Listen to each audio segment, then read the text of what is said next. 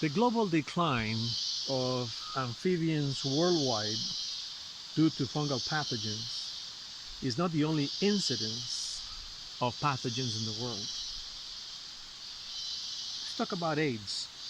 They first sporadically appeared in the 1950s, but did not reach epidemic proportions until the 1980s. As everyone knows, AIDS is caused by the HIV virus that has been linked to African simians, monkeys and apes. And the reason is because their population have structural similarities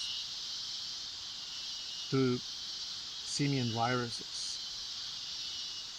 The HIV is got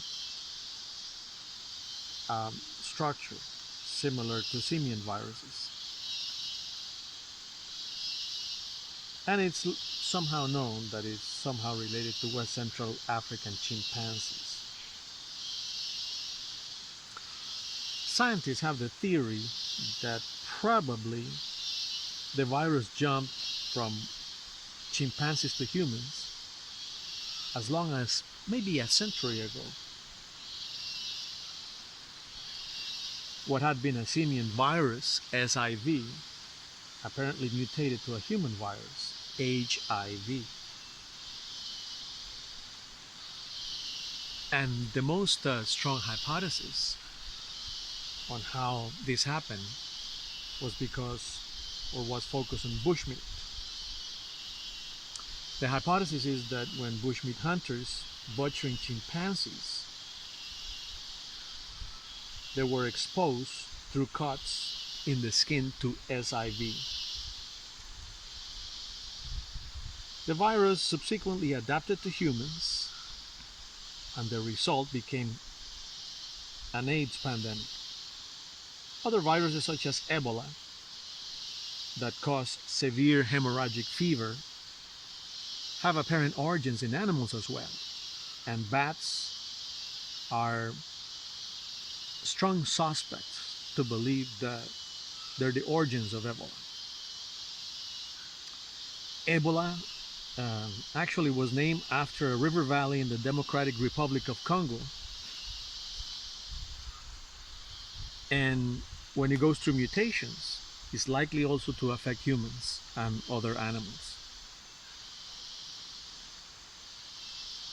Anthrax is another problem that occurs in hoofed animals such as domestic cattle.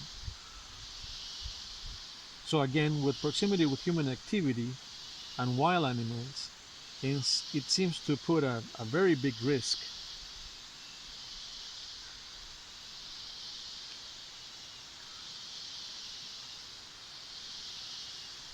There are 40 known simian immunodeficiency viruses known to chimpanzees, but only a couple have been associated with humans.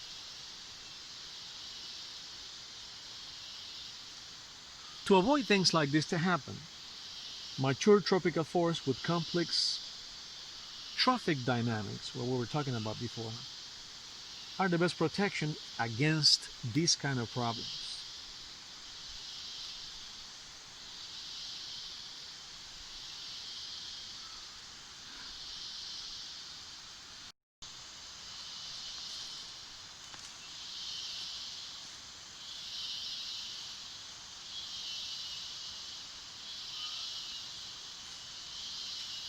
Invasive species are another problem in many tropical regions of the world.